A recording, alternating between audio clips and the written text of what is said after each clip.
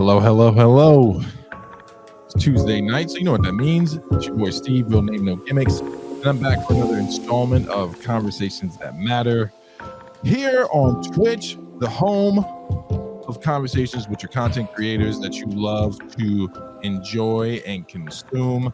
Tonight, I'm so grateful to have a brother come on, spare his time with me. He's doing a lot of good work on YouTube, and I really am truly grateful. So let me go ahead and bring my guest up here without further ado, and we can get this thing cracking. Hey. I am joined by no other, the mighty William, host of Before the Billions, a show dedicated to improving the image of Black men. How are you doing today, sir? I'm doing well. Glad to be up here. How are you doing today, Steve? I'm doing very well, man. Let me just start by saying thank you, man. I really do appreciate you sharing your time with me and my audience, and even just giving up time to come on and talk about your platform. You are definitely doing great work over there. I love the objective approach you take to this, the topics that we're going to be talking about tonight. But let me just go ahead and give you a second to plug yourself, your channel, and anything else you want to promote. All right. Well, what's up, everybody? This is William from Before the Billions. I am a professional data engineer, and on my channel, I help people get into the tech industry. I also go through many different discussions about different topics, and I also do interviews on my channel. So if any of those things have interested you, then please go check out my channel. So, Steve, really do appreciate you for having me up on your platform as well. Just to extend the invitation is really kind of you. Oh no, man, I've been saying all week to people, like whenever someone agrees to come on, I understand as content creators, man, we have our own schedules on top of having a normal work life and trying to keep that balance. So being able to spare your time means the world to me. So I want to start with how you got started, man. Let's get a little background on where you're from. How'd you end up on YouTube? How did this whole thing get cracking for you, brother? Yes, sir. So I am from Atlanta, Georgia. And the way I got started with YouTube is that I actually got laid off from one of my old jobs. Okay. So I got laid off and I made a YouTube video titled I was laid off as a software developer. Okay. And the whole purpose of the channel was to help people to not end up in the same situation I was in. I felt like, man, I was, doing good. I graduated from college, got my degree in computer science, got a job in my field, and then out of nowhere, not only me but also a whole bunch of other team members was laid off from my team. So I said, okay, I'm gonna make this YouTube video, and then I just continued on making more YouTube videos. I was inspired by the lead attorney on YouTube as well to continue on because I made so many excuses that, I don't have enough time to do YouTube. I don't have this. I don't have that.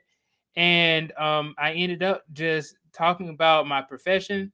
And that drew an audience of people who are interested in technology and also any other STEM fields. In addition to that, I talk about doing reactions. I talk about my weight loss journey. So there's a lot of things that I bring in that could relate to pretty much anybody.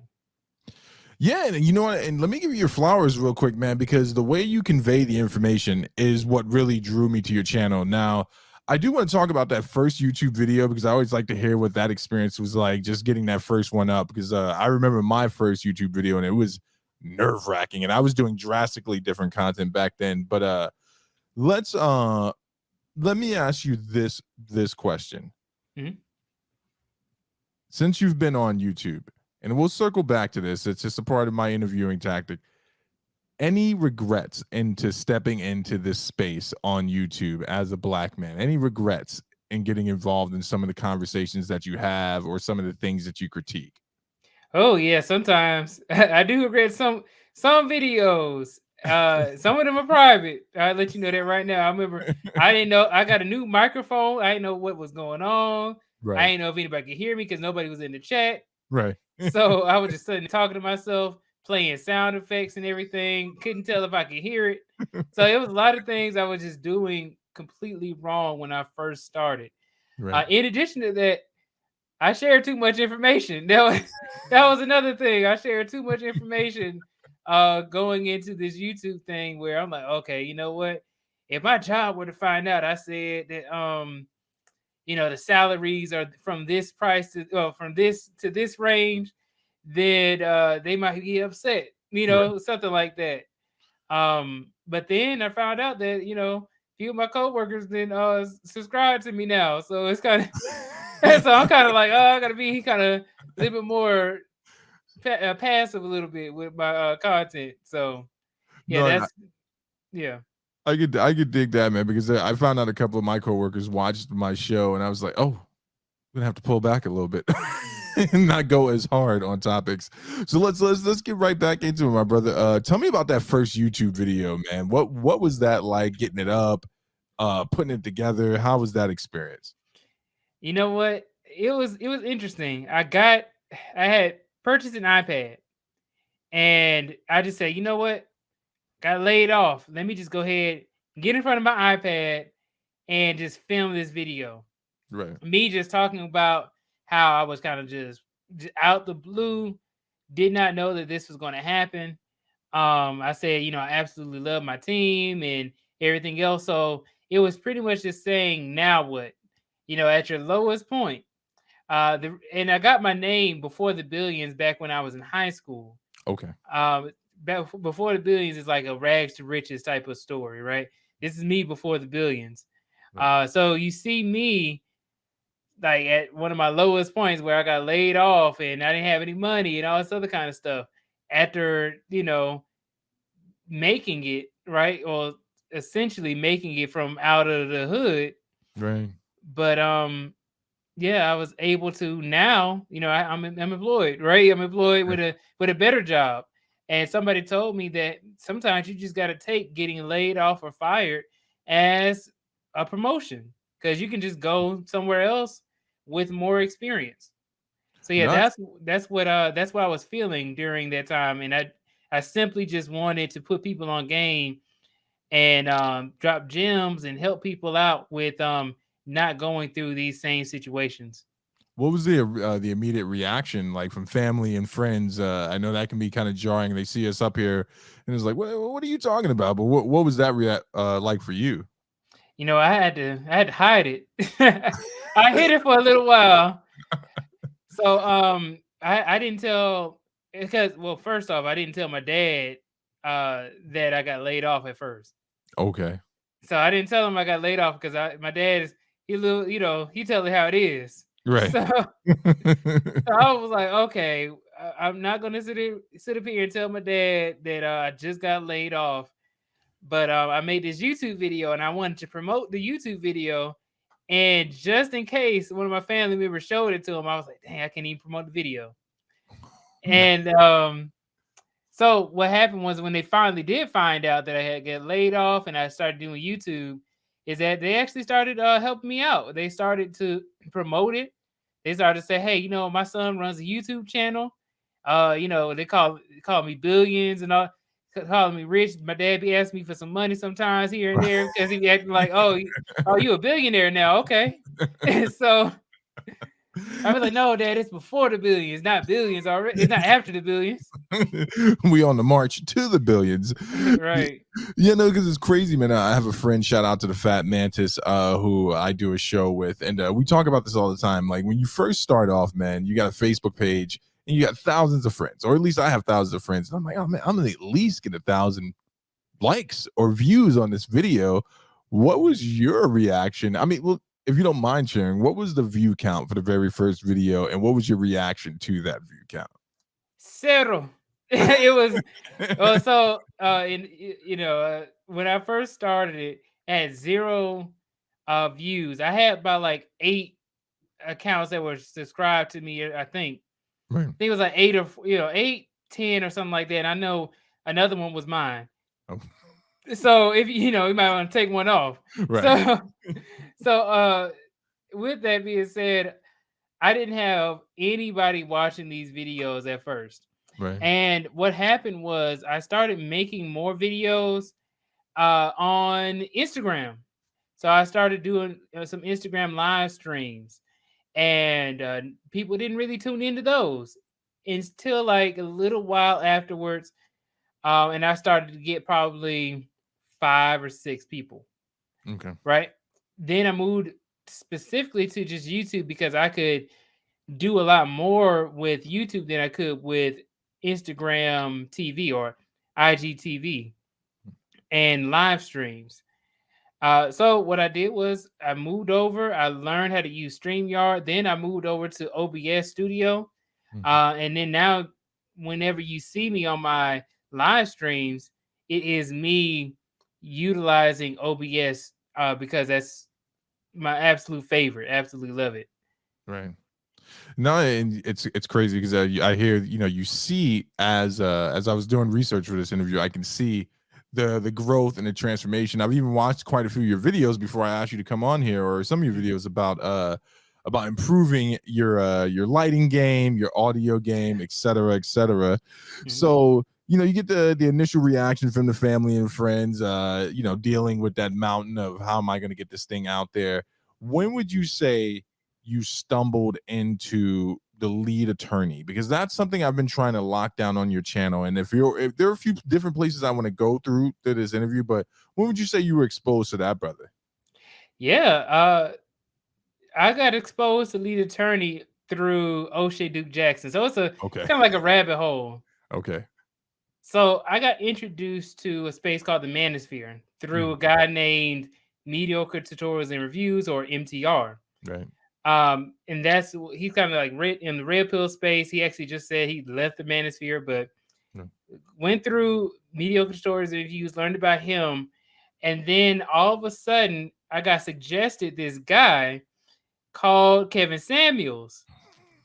And I was like, "Who is this?" Who's Like, that? I've never heard of that guy before. but I mean, like, this was like before he blew up. Right. So then I saw his like the candles he had in the background. Right. I Right. saw the I saw the cologne that he had. I was thinking like, dang, I need to go ahead and subscribe to this brother right here. And then he went big with the average at best video. He Right. took a week off from YouTube, and then I was like, dang, I gotta get some more Kevin Samuels content. I watch him all the time. Ran into O'Shea Duke Jackson because he was making videos. Yeah. O'Shea Duke Jackson did a live stream interview with the lead attorney, and then that's how I was introduced to the lead attorney. I went up on one of his live streams one day, and I had nothing to say. It was like a freestyle Friday. Right. I said, you know what, Lee? I don't have anything to really of substance to talk about, but I just wanted to say that you are influencing people. I'm in Atlanta, just like how you're in Atlanta. You're doing a great thing, helping people out, and just wanted to say that. That was the first thing I said on his live stream, and the chat was eating me up. But but with that, absolutely built a great community through meeting his community, right? So by meeting the lead attorney, that helped to jumpstart my YouTube channel because it gave me the not only the confidence, but also it got rid of a lot of excuses. Because I say, well, if a 20-year family law attorney has Mm. so much time on his hands to do that, and then in addition to that, edit and film videos and go live for several hours, Right. um, then I can get rid of all my excuses as a data engineer who, I'm working from home. Right. I mean, like I can, I'm working from home. I can go ahead and start my YouTube up. So I invested the time and invested the money, got my LLC, and everything was had bounced from that. So that's how I met the lead attorney, and that's what that's my story. Yeah. So let me ask you this question, man. So because you cracked the bottle on it, right? Now improving the image of black men, or helping black men improve their image. Yes, sir. What specifically called you to that? And what about the image of black males made you feel like, hey, this is something I want to be invested in and help improve? Yep. Stole that from Kevin Samuels. Okay. You know what? I say this because just the wording in itself, I Right. got from that because he was saying that we need to take control of our image. Mhm. And that's a, you know what? This would be a great opportunity for me to just say, hey, you know what? We're trying to help to improve the black man image. I'm a black man. I want to help improve the black man image. So you may see me in live streams wearing my suit. I talk about, technology. We talk about wealth building. We talk about losing, how I lost weight. I used to be 300 pounds. Now I'm 225. Right. And I show workout videos. There's a lot of things that I do on my channel that is specifically to help break a lot of those stereotypes that we have. Because you have to be able to take control of the image that you put out. So when people see me, they say, "Oh, well, when they come up on my platform, be like, oh, before the billions, can we curse on here?" And but that's the thing, is that it's the respect factor, but then also that's the image that I put out there, is that, oh, you know what? Let me respect his platform, Right. in the sense of, hey, let me ask, because some people will just go up there and say whatever. It's true, man, and that's another thing that I enjoy about your content. So let me tell you about how I came across you, man. I was introduced to Kevin Samuels the same way that everyone was, but it was later, right? There's a young brother on YouTube. Shout out to DT Dub TV, and I was on another platform at the time doing a live, just kind of doing my radio thing, playing some jazz music for people in the afternoon, doing the deep baritone voice thing and talking over it and then greeting people. And this brother asked me if I knew who Kevin Samuels was, and I was like, I've heard the name before, but I don't know enough about the gentleman or his views to have to say something publicly about it. So, Mhm. I went and I started researching Kevin Samuels, found the average at best video, and I was just like, whoa, this is brutal. And then I went down the algorithm trail, watched all the commentary on it. When I say brutal, I mean it was like a shock to I felt like the entire internet, because it was like, wow, this guy, he said that, but there was purpose behind him saying it, right? And so then as I'm going through Kevin Samuels, I stumble upon El Guapo. Right, Yep. literally one day I click left instead of clicking right. I had to take a break from Mr. Samuels for a little while, and I click on this thing that says "Beautiful Lies," and I get into the El Guapo's content, and you came up after I had watched a bunch of El Guapo stuff. You came up as a recommended video, and it was Oh, actually in regards to you'd briefly talked about it, your weight loss journey, right? mhm. And I was like, I always enjoy someone that's able to convey their experience, but in a tangible form in which people can say, oh, these are steps I can glean from that. Yeah. But started to learn more about the red pill and the manosphere movement. So before we go any further, because there are people, it's such a hot button topic, right? Manosphere, red pill, black manosphere. Let me get your definition of the black manosphere and why it's so important. Right. Yeah. So my understanding of the black manosphere is that it actually broke off and filtered out from the overall manosphere. So think of it as like an umbrella, but it is pretty much for a place, especially on YouTube, for black men to come together and talk about our experience. Our, a lot of the topics that you may see is our experiences and our relationships with women. Right. So that's something that a lot of manosphere content creators talk about. You'll see them bring that up pretty often. In addition to that, you also have other people in the manosphere who talk about wealth building. So shout out to the intentional millionaire, wealth engineering.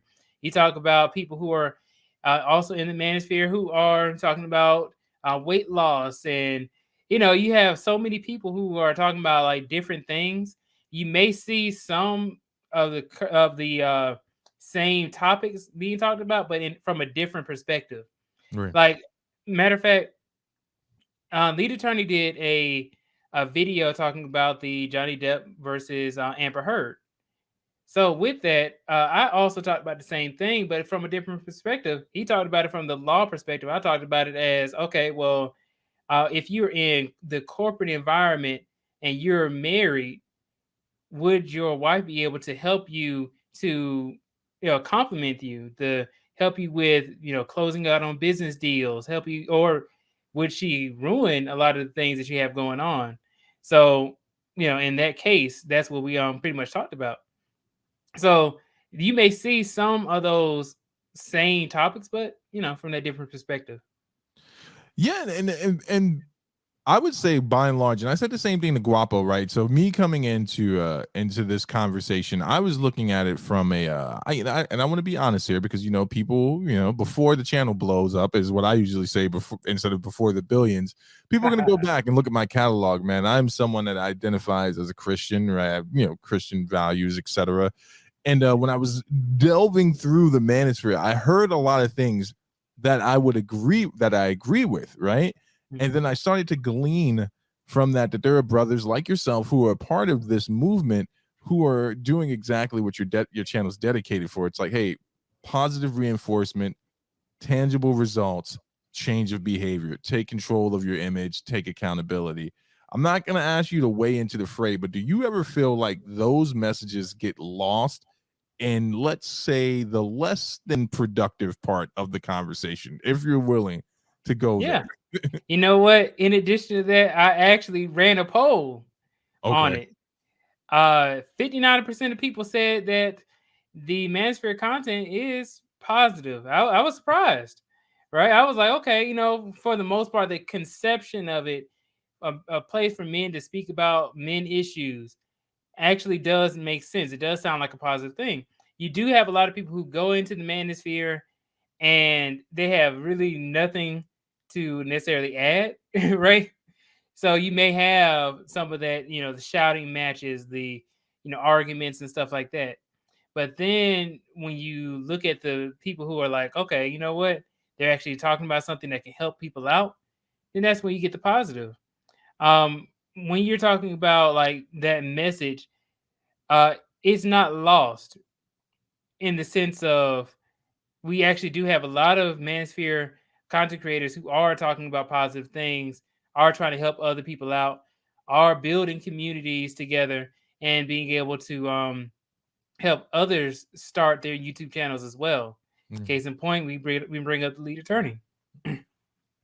um, but then you know, I will just go ahead and say like, hey, you do have people who um are not in it for that message.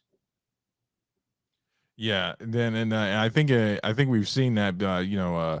One of the things whenever you're watching a movement, and O'Shea talked about this recently on his channel, and Mediocre Tutorial talked about. I think Lee tapped in on it too. Is when you see a movement start to grow, if there isn't a core ideology that binds everyone together, then you start to see splintering, and then you start seeing people come in who are not really for the betterment, right? And I want to get back to the improving of the black male image, but let's say, for instance, I won't say their name because I don't know if they're still hitting smaller channels with copyrights for bringing them up. I'm not sure if they're still deplatformed, but good old F and F, right? So here you have a what I feel like is a contrary message to what a lot of you brothers are talking about. It goes away from embetterment to the best way I can describe it is a shallow version of the conversation that you gentlemen are having on your side.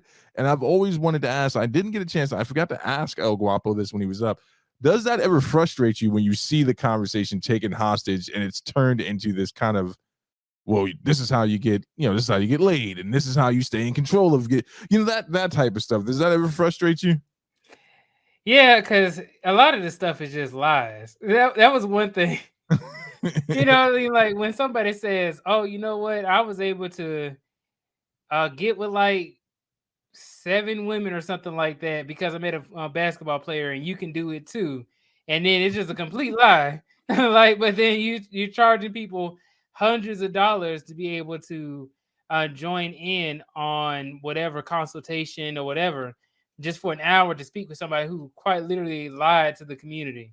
Right. So that's that does get frustrating. I don't really too much pay it that much attention. I try to stay away from it. Um, when I first started watching the people you were talking about, they were like I got attracted to them from them talking about weightlifting and finance and stuff like that. Then all of a sudden you see all these bad things coming up Mhm. about violence and all this other kind of stuff. So yeah, it does get to the point where you were doing good, and then all of a sudden you went to this because the money was better for you over here than it was over here. Yeah, the shock and all value, and it's like that's one of the things that I'm experiencing as a smaller content creator is that I'm committed to not having the controversial stuff, right? I feel like you can still have a productive conversation and people can learn and grow from that, and that's why I'm towing the course, brother. There are times where I'm like, let me just grab the phone and just say some wild stuff into the phone and see if anyone comes through. But let's get back to the portion about improving the image of the black male. So, from your vantage point, man, what are some of the things that you think that you see in the media or even in the behaviors of the community, our own community, that need to be improved upon? Like, what would you say it is? Yeah, there's a lot of things. I mean, the thing that I would always say is just our self confidence. That's one of those things. In addition to our social skills, uh, really, the reason why I say this is because we have. I'm going to say I try to relate things to my profession, right? Right, My profession and also in corporate and stuff like that. Some things that you're going to need to have is not only the soft skills but also the hard skills, right? right. Hard skills are what you put on your resume. The soft skills are what you put on when you are speaking to somebody. You're selling yourself, and that's what actually gets you the job. So some things such as being able to work with the team together, right? Being able to work together with the team, being able to convey a message in the shortest period of time, especially when you're sending emails. Nobody wants to read a long email. I tell you that right now. You got a long email, no, ain't gonna read all that. Right. Another thing is you want to um, be able to be trustworthy, right? That's another thing. It's like, can I trust that you will be able to deliver whatever results I'm looking for, or just to be able to tell me the truth? Usually, just like in the early example, when you have somebody who, will lie to the community, but then double down on it and stuff like that, it does get rid of the credibility that you are trying to build. And you don't want to harm others by giving them incorrect information. Mm. So when you're talking about like our community, we need to be holding trust and respect highly. So, and not only just for others, but also for ourselves. So that those are some things that we need to work on in our community for, I would say, for everybody. Yeah, and I would agree, man. And it's crazy because as we're having this conversation, man, I watched a video of yours the other day. Great commentary. Again, I'm not going to shout out any channels, not because I don't want to plug them, but because I don't want to bring any undue attention. A certain brother came up on another channel and he had made some claims about Anton Daniels and Kevin Samuels being false gurus. And I thought you did a really good job of remaining objective and breaking down those points. I wish that I could have said to that brother, like, now, where was that energy when it comes to people who are actually false gurus in the community, who are, campaigning on a constant basis, whether they be political figures or otherwise? So you pick these two gentlemen, low hanging fruit. I'm not speaking ill of them, but they're out there. You know what I'm saying? Anton is out there on the Lapeef network. Kevin is out there doing his thing. So it's easy to come at that. What were your thoughts hearing this brother? I want to say fallacious arguments, but what were your thoughts on his points about them being false gurus? Yeah, absolutely made no sense. So, so the argument for Kevin is he was a fake guru because he had messed up teeth. Right. He had missed a tooth or something. But I never noticed him to be missing a tooth. But Mhm. he's in his 50s. I mean, like, you know what I mean? You might have a missing tooth here or there. Right. 50 something years old. Right. But the reason why I try to stay away from the subjective stuff, of course I will give my opinion here or there. But when I'm talking about objectively, I will always ask my community, hey, what do you guys think? Would you do this? And then I take a poll, Mm. and it kind of brings it away from just a me talking about this thing to us just giving our perspective. And it's an anonymous survey. Who knows who's actually talking about this? Right. And of course, I never talk ill about people. You know what I mean? Like I stay away from, just talking just straight bad about somebody, like how like somebody, oh, he's missing a tooth, like, or calling him like a personal attack or something like that. Ad hominem attacks, yeah. Ad hominem attack, right? I don't do all those things. So it's gonna be a little bit harder for you to say it's not objective when you're just actually just either watching the video and saying exactly what they said, Yeah. right?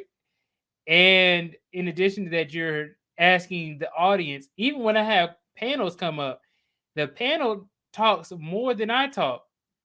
There's a reason why. It's because I don't like talking that like much, but it's because I want to get other people's perspective on things, which is why I open up the calling lines.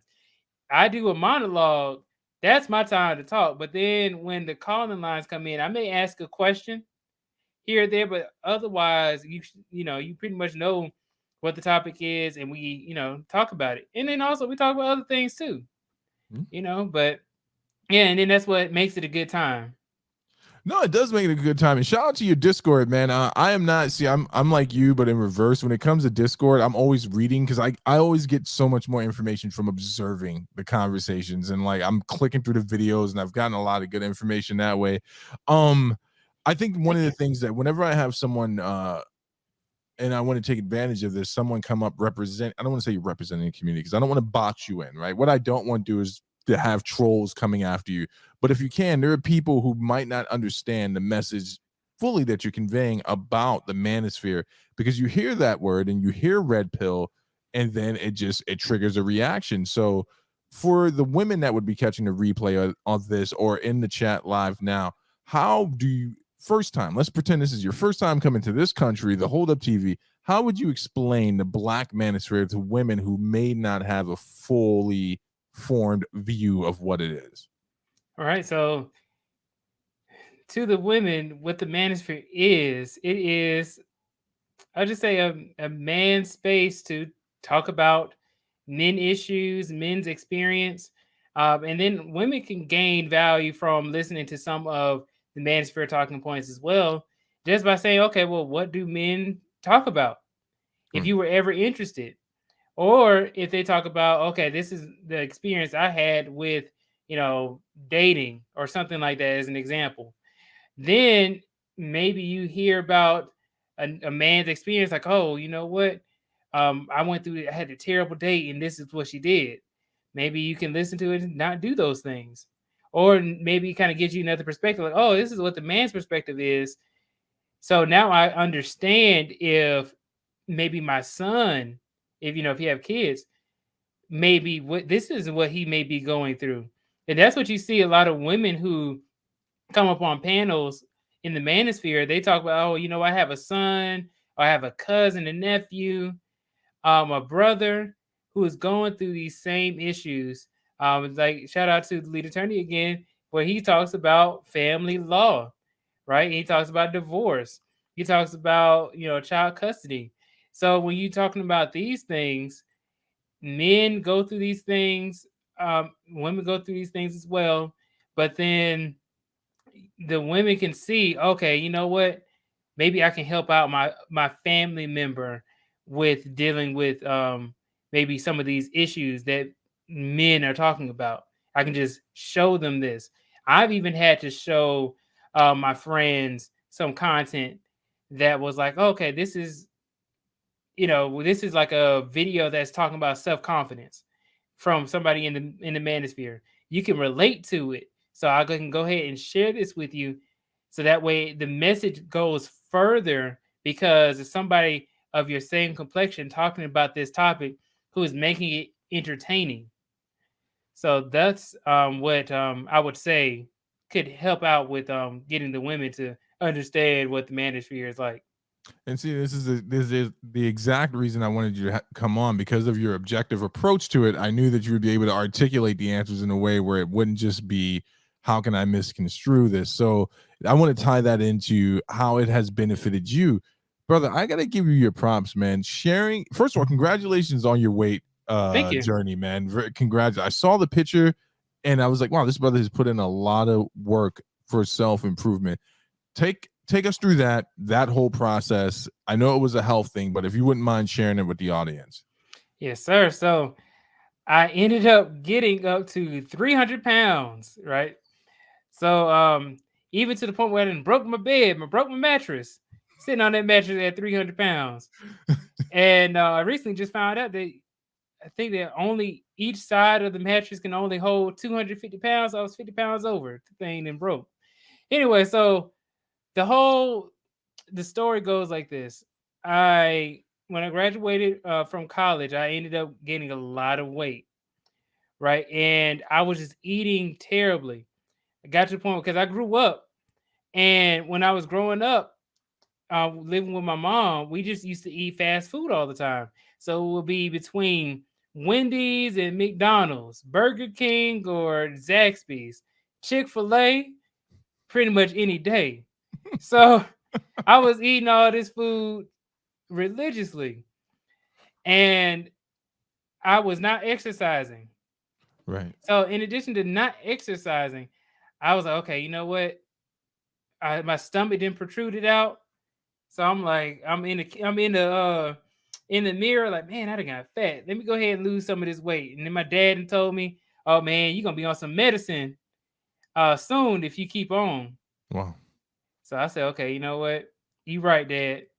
So what I did was, with everything that went on in 2020, I ended up working from home, and it freed me up enough time to go to the park to go to walk. And I would walk, I would be on the phone, and I would have my meetings and stuff like that. And I would still be, still work and stuff like that, taking my calls, or, I might bring my laptop with me. But what I would do is walk for like hours. I would do like 5 miles of walking.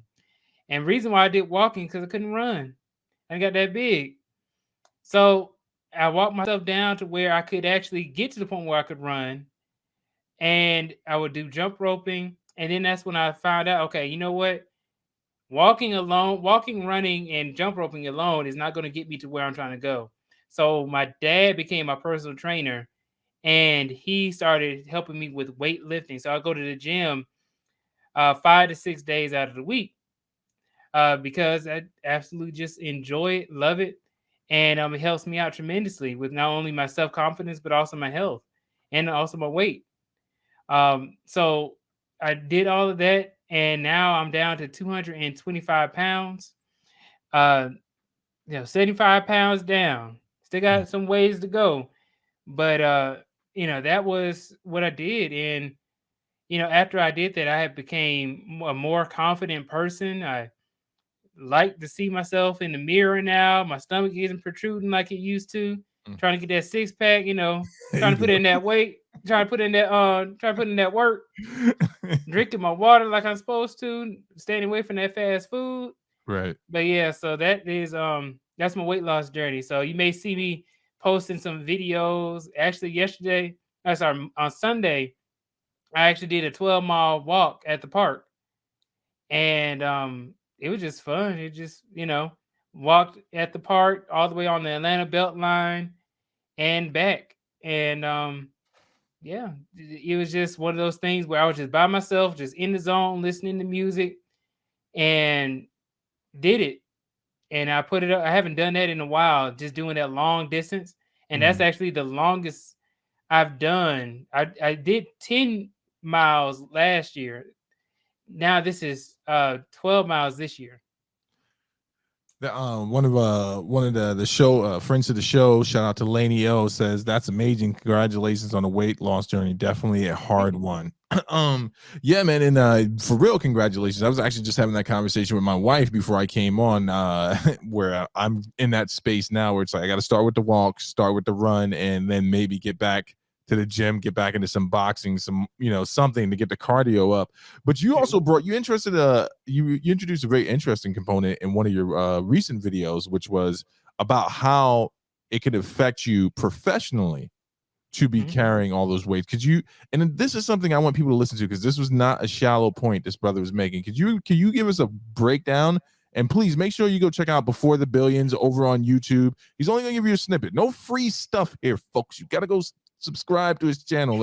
Let's get him up there, man. Let's get him to the billions. But can you give us that breakdown, brother?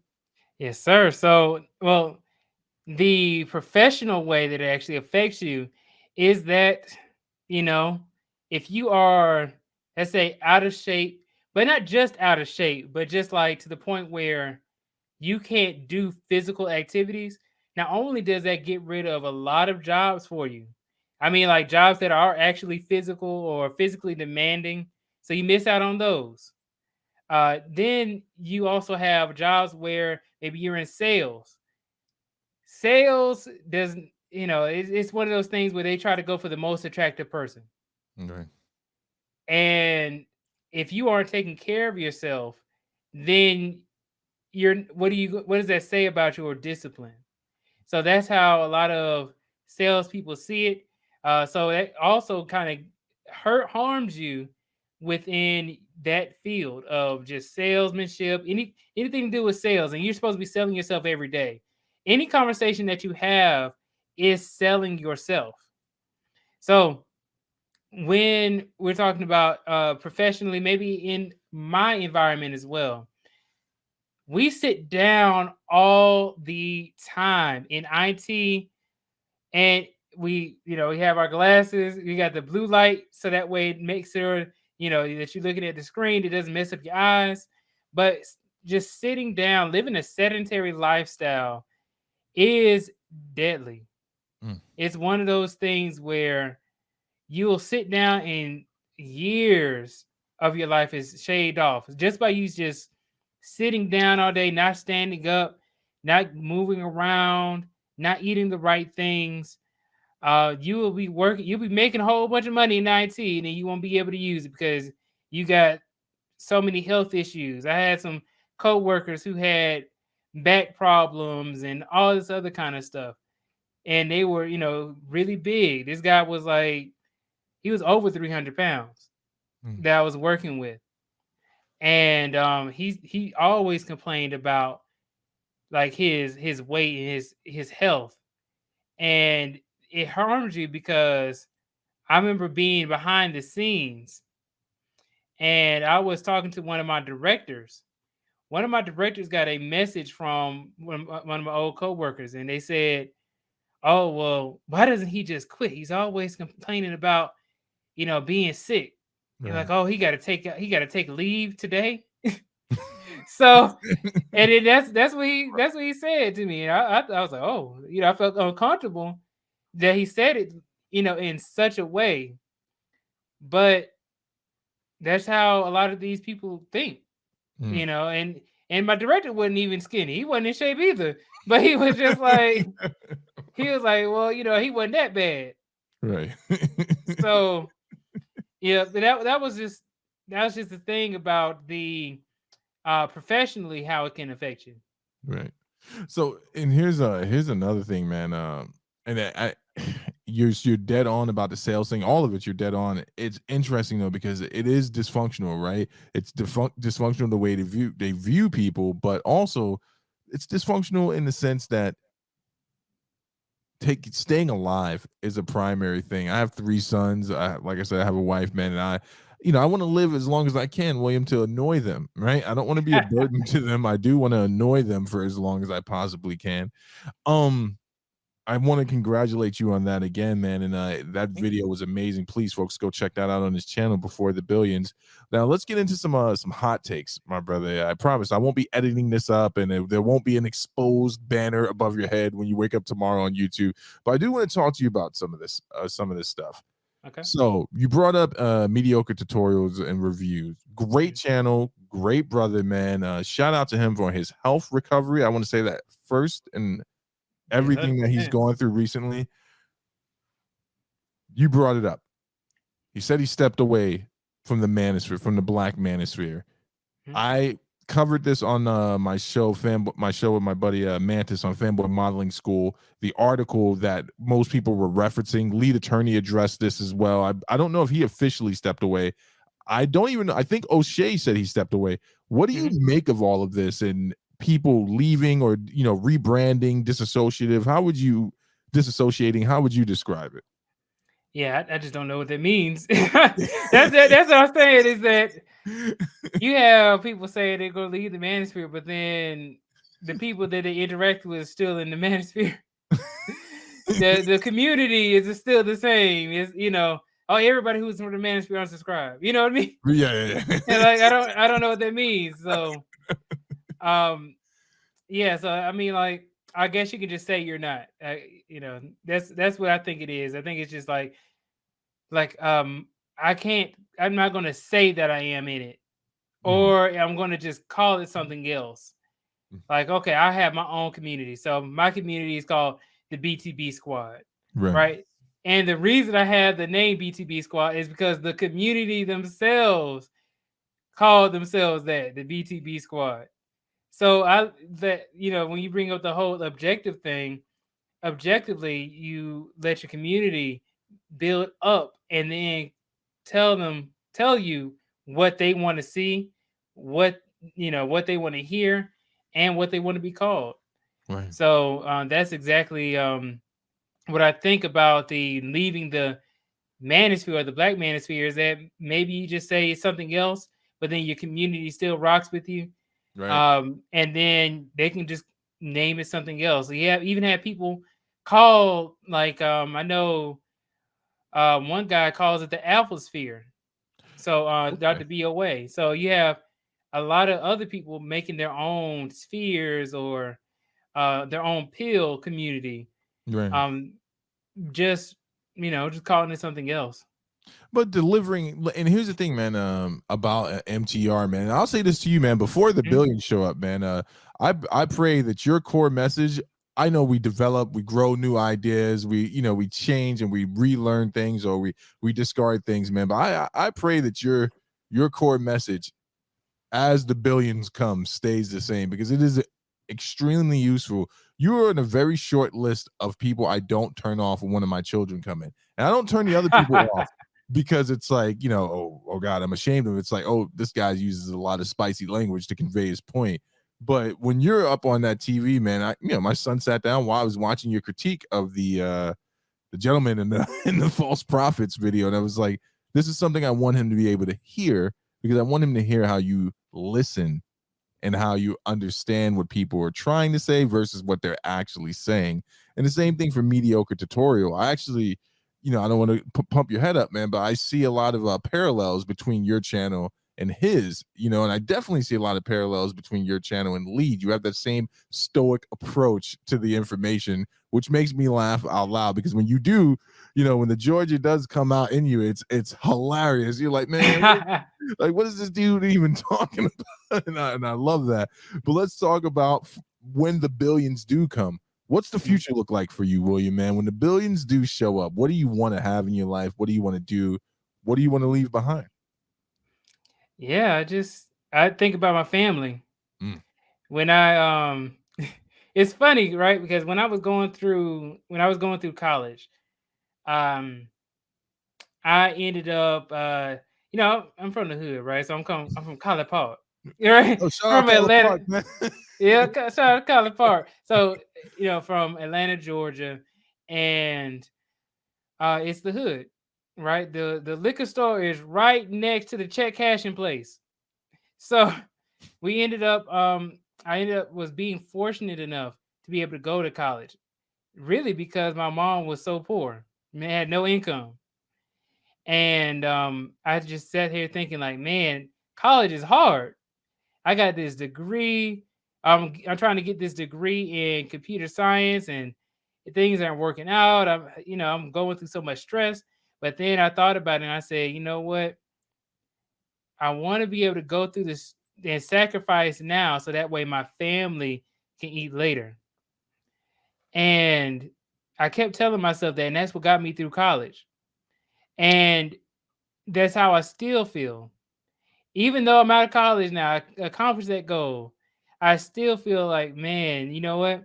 I got a struggle stream, and I got a struggle stream for now, and so that way my family can eat later.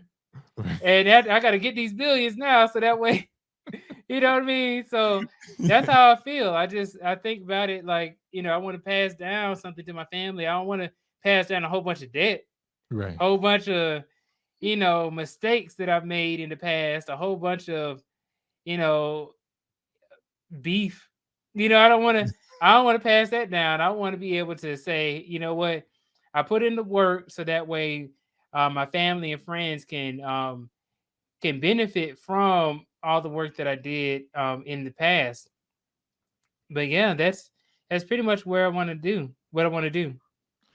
And you're doing it, man. And again, it's like it's one of those things. So like, as we're having this conversation, I'm thinking about things, again, and I'm gonna stick to my code. I'm not gonna drop any names, but there's so many people that are running around the community now, offering to do this, offering to do that, but there's nothing tangible there, right? It's an IG video, man, and I think one of the biggest critiques, or no, not critique, I'll say one of the arguing points against brothers in the manosphere movement or in the space or share the same ideals is that what are you doing in the community? But I hope you guys were just listening because the brother just explained what he is doing in the community and wants to do in the community.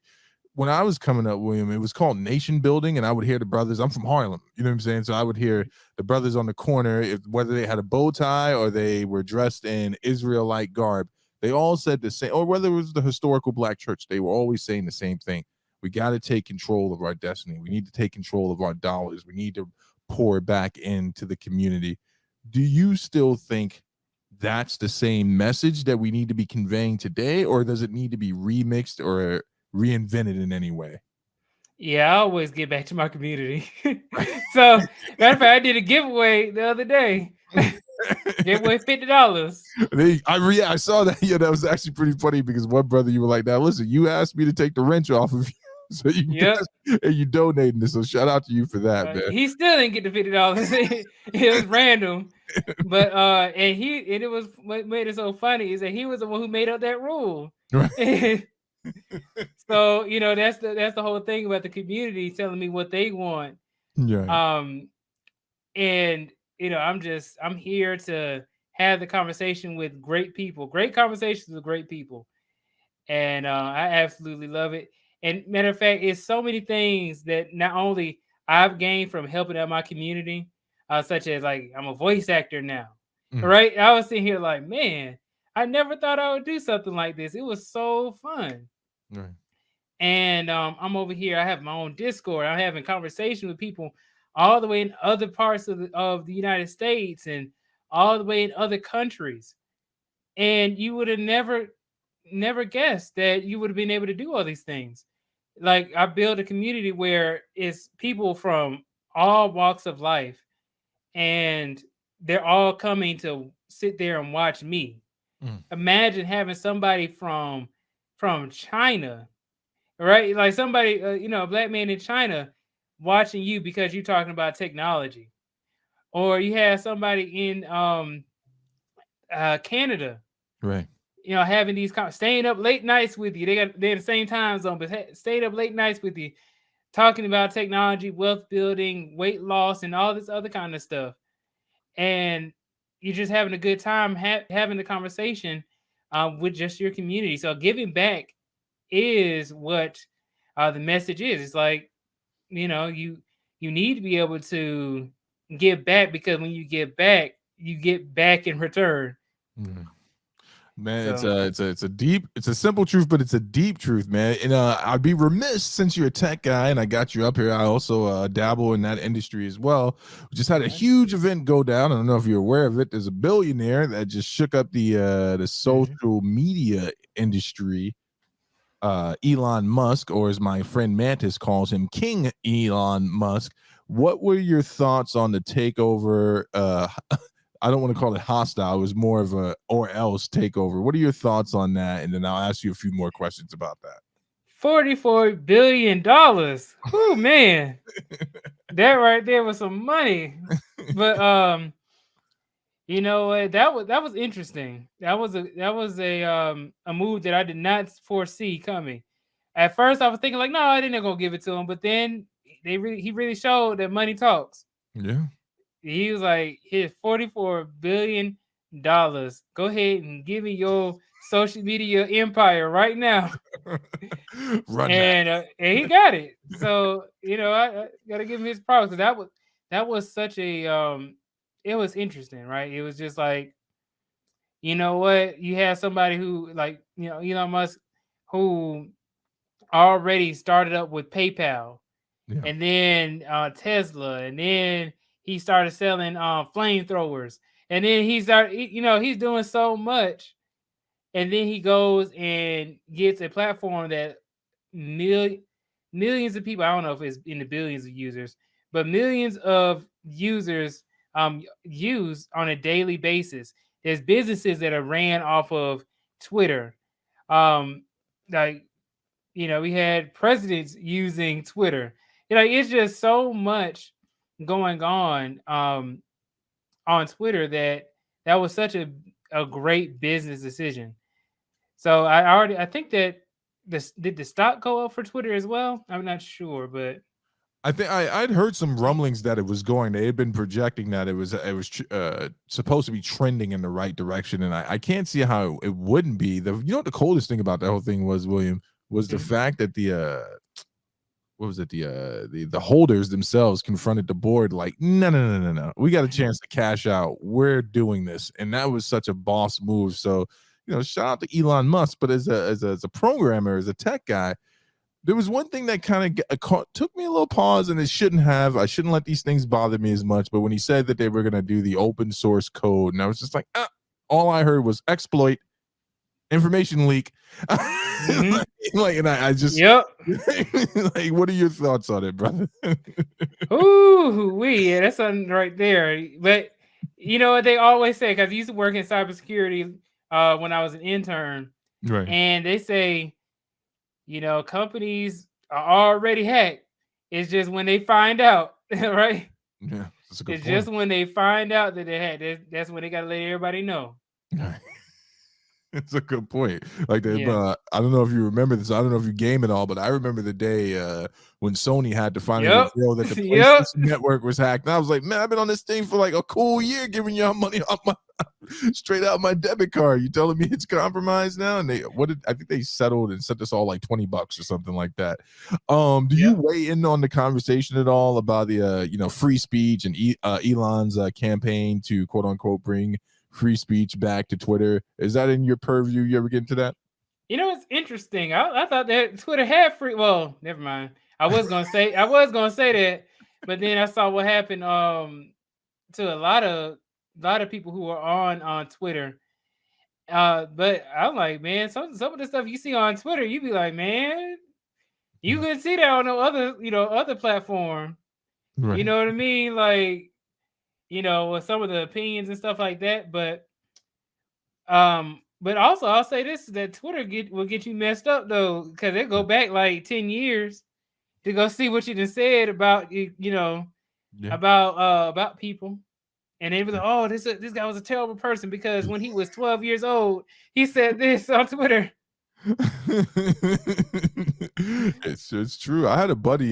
He spent some thousands of dollars to do the internet purge, and I was like, really? I'm like, it's a real thing. I'm like, as far as I know, there's always going to be some digital footprint. He's like, no.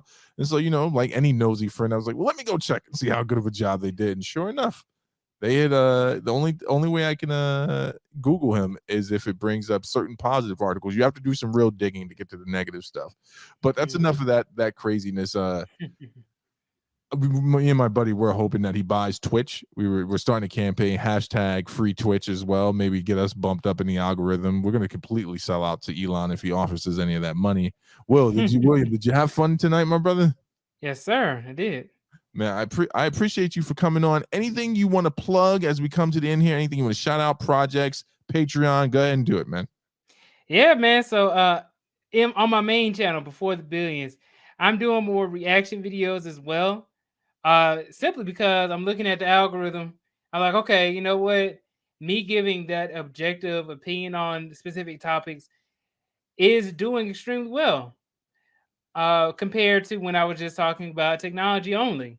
So what I did was I created a second channel called Black Men in Tech that is dedicated to having tech discussions and from a black man's perspective. So, people can come up and talk about it. I saw some people saying, what about the black women? Of course, women can come up as well. Women come up on my panel all the time on Before the Billions. So, I absolutely just want to have some more great conversations with great people. But I'm learning how to evolve with YouTube and my setup. Like I'm over here, got it to where I'm like, okay, I can have, you know, like music playing. I can have like graphics going around, and it just brings up the production value so much, even though it's just me in my office, me by myself in the office. But everything looks a lot more professional than when I first started, and I couldn't figure out how to get my iPad to stop recording, or how to get the music to start playing, or how to get my microphone connected to. I'm having to hold up the iPad like this and hold the microphone like this so that way I can talk, because I Yeah. didn't have anything to hold it. Right. So imagine how far things have changed from how it was initially. So yeah, thank you again so much, Steve, for having me up. No, man, it was honestly, it's all my pleasure, man. When you hit me back, I was like, oh, it's going down. Now I was at work, and this is when I usually get these responses, and I just stop what I'm doing. A coworker is talking to me about some long-winded email they wrote, and I didn't Yeah, read it. And I'm long-winded just like, email. I'm like, hold on for a second. Before the billions just hit me back, you're gonna have to, just CC me on the next long email. I got to talk to this brother. I appreciate you coming up, man. You folks make sure you support William Before the Billions. I'm gonna put all his links in the YouTube replay on this. You know what it is. It's your boy Steve, real name, no gimmicks, conversations that matter. Shout out and salute to you, my brother, and I'll see you around the bend. All right. Yes, sir. Thank you. Yes, sir. And folks, I just want to go ahead and not have my face split like this. And thank you all for being here tonight. I was really looking forward to that, and I was not disappointed. Like I said, a very, very intelligent brother, very great spirit, great young man. And shout out to everyone that came through, all 11 of you. I appreciate you for being here and for supporting the channel. And I'm going to do some shout outs right now for Laney O, Public Friend, Fat Mantis, D Love, and the rest of the Power Love Latinas crew. Shout out to Enough Said Radio. Shout out to G Forte. Shout out to the entire Adult Swim crew and Dope Dynamics. And most importantly, shout out to Miss Hippie and Kathy just rolled through. I am going to be doing Request Box Live tonight, folks. I'm feeling a bit energetic. I'm dressed a little nice. I don't know if y'all noticed that. No one brought it up in the chat. I do own nice clothes. I'm not always dressed like a hooligan. And yeah, it's great seeing y'all. I'll see you at 10 p.m. Peace.